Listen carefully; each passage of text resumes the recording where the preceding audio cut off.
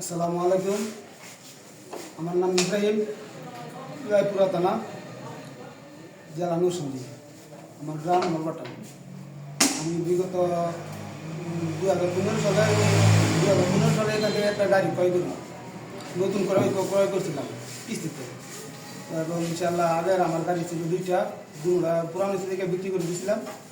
তারপর এদিকে আবার 3টা গাড়ি নিয়েছিলাম, 3টা গাড়িতে আবার একটা গাড়ি বিক্রি করে দিয়েছি, 2টা গাড়ি বর্তমানে আমার আছে ইনশাআল্লাহ। তো বিধানকে আসলে অনেক ভালোবাসি।